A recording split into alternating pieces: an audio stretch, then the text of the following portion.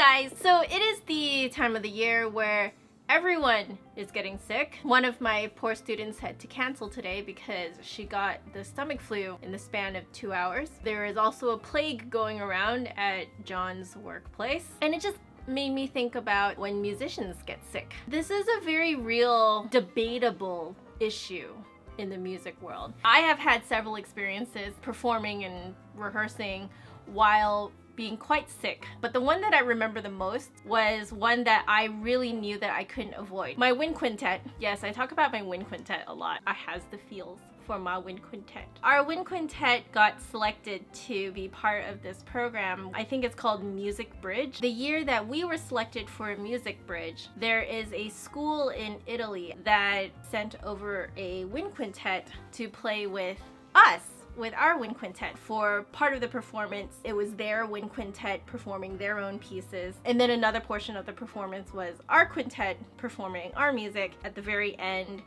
we all played, I forget, it was like 1 or 2 dectets. The music that is written for dectets is really awesome. And we even did like a mini tour. So we did 1 week of rehearsals at UBC, and then we did a performance, I believe 1 in UBC and 1 in University of Victoria. We got to catch a ferry over. It was really fun. But I caught something of a bad cold and cough literally, I think like 1 or 2 days before the rehearsal started. As you probably have heard from my experience of playing an audition on bronchitis, playing the flute while your nose is stuffed up and you can only breathe through your mouth, but your mouth does not filter any of the things going into your system that you're breathing in, which also irritates your throat even more. That combined with playing the flute is really not recommended. However, for a budding musician, it's really important to put these kinds of programs into your resume just to show that you've been doing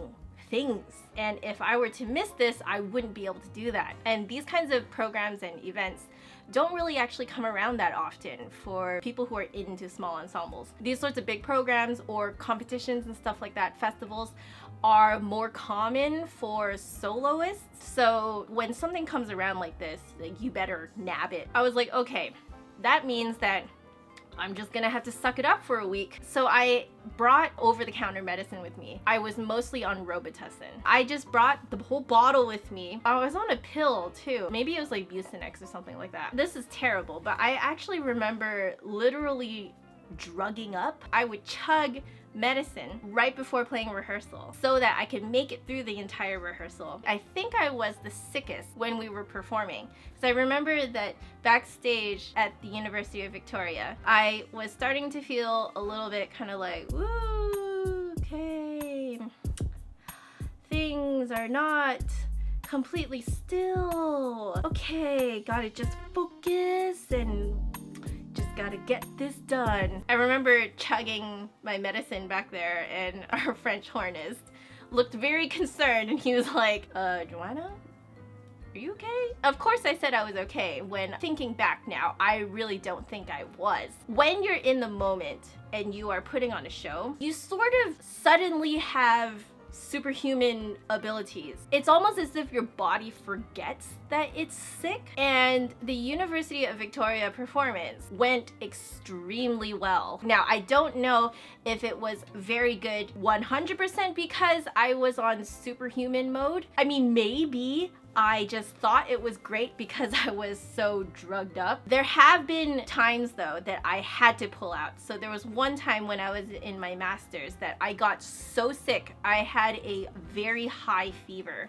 of like 104 or something like that Fahrenheit. I actually was not allowed to come to school once I told my professors how sick I was. But because I was the principal flutist of this giant flute section in the wind ensemble, from home I was frantically emailing, texting, Facebooking my fluties to basically like rearrange who plays what, because I needed people to cover my first flute parts and I needed people to cover my solos. I ended up having to scan all my parts and sending it out to them, and I was actually still working even though I was on a very high fever, but I did it because the show must go on. I wish I was there to support them I think that was my greatest regret. In the past couple of years, I've noticed that it's become more acceptable to pull out of rehearsals and performances if you are very sick, especially if you are a wind player. You're breathing in and out a lot. Other people will actually be breathing in your germs and viruses and whatever the heck you have. And it's very easy for a cough and a cold to spread like wildfire. You kind of have to judge every time you get sick. One, you have to judge how sick you are. Two, are you going to endanger other people? And three, how important is this performance, right? Like, do you need it on your resume? I have pulled out from an audition, a more important audition than my school auditions, because I was really sick and I didn't want to repeat what I did in my second year. I had already done it before. There's this whole other thing about self-dignity. If you know that you are going to completely mess up and it is not reflective of how you play normally, then there's no point in performing at that low quality. There's just so much stuff to debate and to think about. I don't actually really have an answer. I'm realizing that most of my videos now no longer have answers. It's just that this is what we go through. It doesn't matter if you are still in high school or if you are a professional. Everyone that I've known has performed while being sick because either there's no substitute or they need it for their resume or you even need it for your grade. I would love to hear what you guys think. I actually saw that a lot of you guys were posting your illness stories under my video about my failed audition that I did on bronchitis. I want to know now not just the stories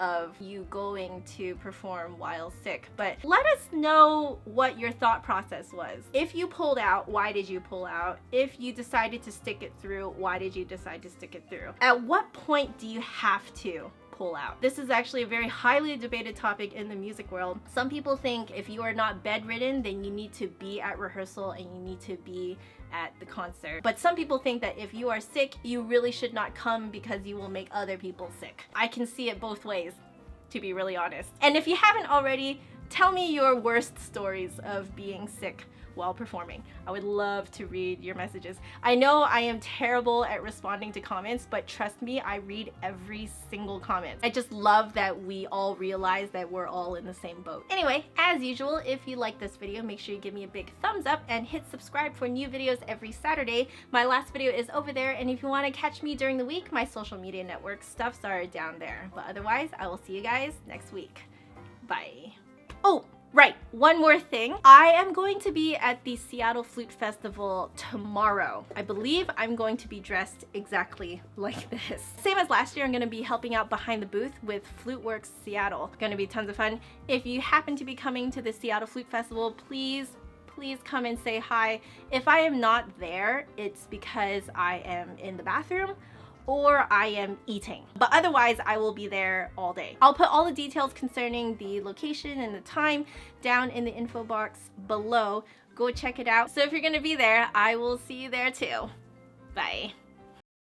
Paul Hung has told me, and I've seen Paul play and perform while being very sick. He's a superhero, he's a Superman. Oh, there was one time, Paul, you remember? You had this like really nasty medicine. I think you made me smell it right before we went into theory class. You stuck the bottle up to my nose for me to smell it before I could even answer yes or no to your question, do you want to smell it, Paul?